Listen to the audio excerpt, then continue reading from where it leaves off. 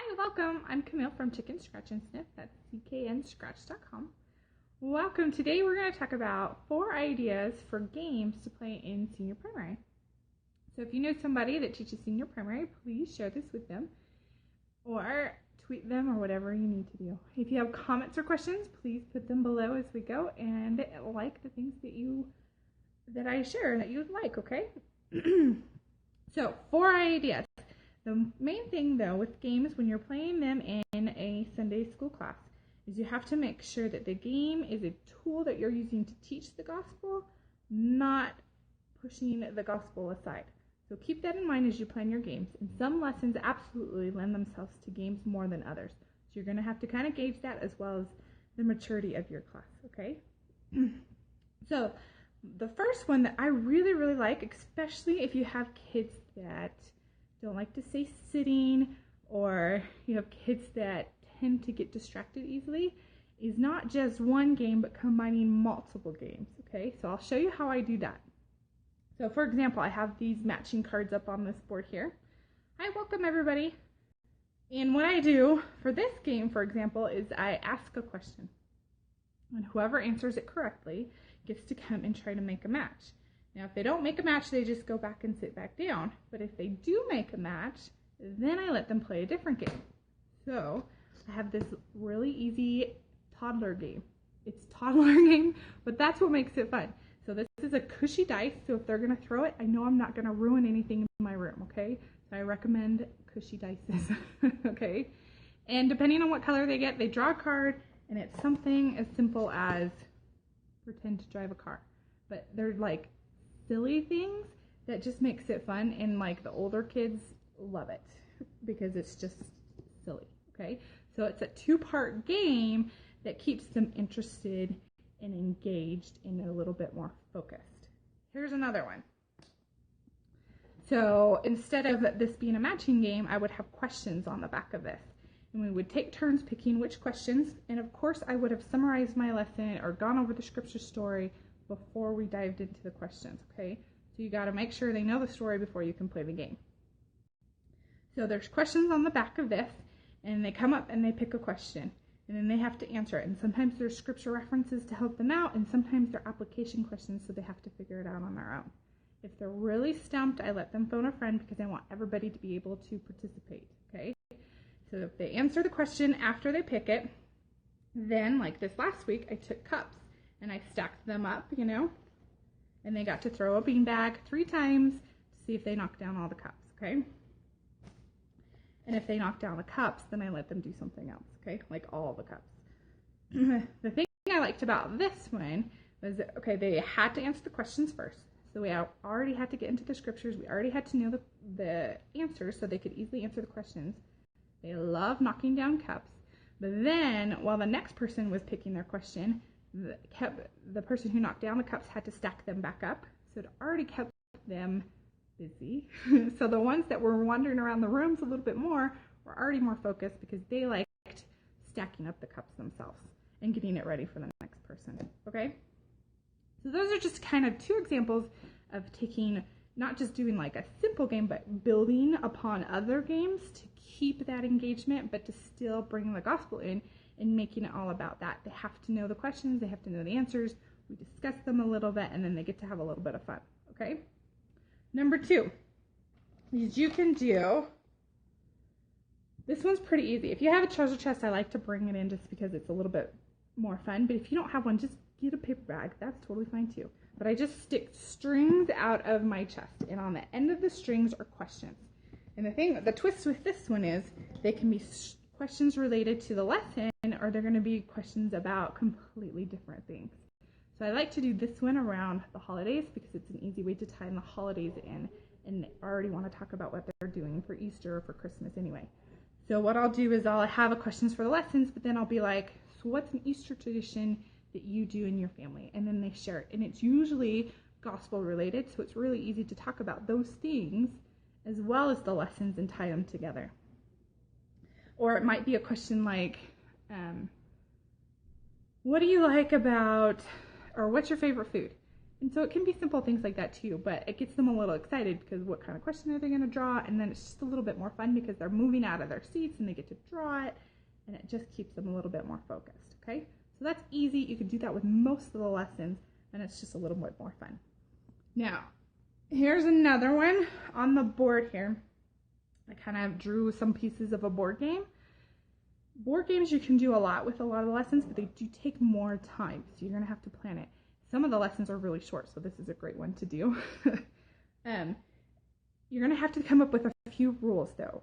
So, like, I drew some stars on here. So is that star going to mean that's the question that you answer, or is that going to mean you're going to do another activity? So the star means you're going to do the matching game or something like that. So you're going to have to decide that, and you're going to make it so that they have to answer the question before they can roll. Are they going to roll, and that determines what kind of question they answer. So you're going to have to kind of figure out how difficult you want to make it and how involved you want to make it, or how easy you want to make it. And then you're going to divide into teams, or you're going to have everybody play individually.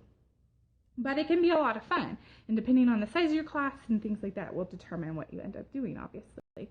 One of the things that I liked about this board game when we were teaching the Book of Mormon years ago, when we got to the lesson where we're really focusing on Laman and Lemuel's complaining, was we decided to do a board game. And what happened while we played that board game, we had a larger class, about 10, 15 kids. And some of the teams were doing really, really well. They were getting through the end really quickly. And some of the teams were getting like barely moving at all. And so they were complaining a lot. And it was perfect because as they complained, they didn't get very far. And the other ones were winning and were doing really well. At the end of the lesson, we pointed out what that was like. So the complainers who were not being a very good sport were being like Laman and Lemuel. And the people that weren't complaining were being more like Nephi and Sam. And so it was a great example because they didn't realize that what they were doing was being just like Laman and Lemuel. And that's the point, is that it's a whole lot easier to be like Laman and Lemuel than we think. So this was a board game, was a really good example to get them thinking. They were like shocked. They were like, no, I wasn't being like that. And I'm like, you complained the entire lesson. That's exactly what it was like. It doesn't mean that that's who you are, but it does mean that it's a lot easier than you might think. And so it draws that parallel and it makes those connections because the people in that class knew that story inside and out, but they didn't have the application. And so that really helped them make that point across. Okay. All right. And then one last one that you can do is the new one that I have up on my blog is LDS Shout Out. And this one's a really good way to introduce new topics, to test knowledge of past lessons and things like that. So here's some of the examples. Like this one is things Lehi took into the wilderness. So you can play this to introduce your lesson, or maybe at the end of your lesson when you have extra time. And you talk about the things that they brought into the wilderness, and then you can talk about what things you would have brought. Why was it important to go back for the scriptures and things like that? It's an easy way to tie it all in. Another one is Book of Mormon prophets, books in the Book of Mormon. Okay, so this one I'll play because I challenge all my class to memorize all the books in the Book of Mormon. You may have done the same thing. And there's the song that we practice every week in sharing time. We practice the Book of Mormon songs. And I've only had one person pass it off. And I will absolutely give them a reward when they do pass it off. But only one of them has done it so far. And so we play this game to help them make those connections.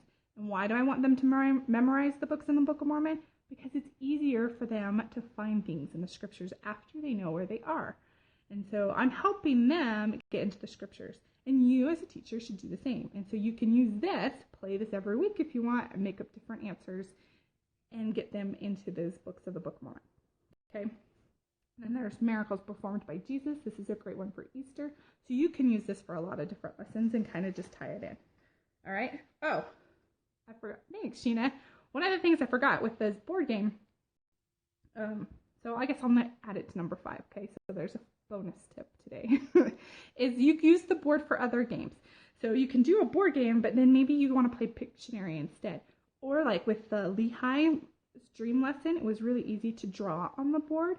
And so what you can do is you can say, if you can tell me what the tree of life means, then you get to come and draw it on the board.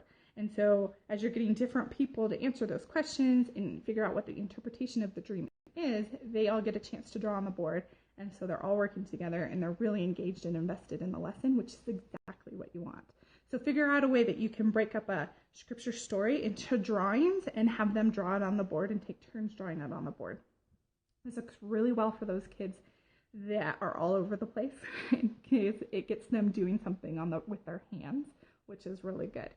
And then you could also do a Pictionary style where they have to draw parts of the story. But I recommend that you always go over the scripture story before you go into the games and before you go into any of the questions, okay? So, do you have any questions about any of those games?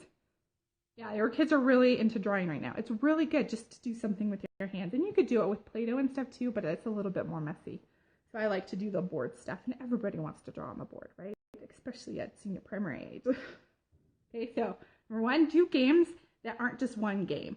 Do the matching game that leads to the cup throwing game, but it gets them answering questions. Number 2, pick questions out of the bags, and they can be questions related to the lesson, or maybe you're going to throw some fun questions in, like what's your favorite color, or who's your Book of Mormon hero. Okay, so you can still make them LDS related if you want.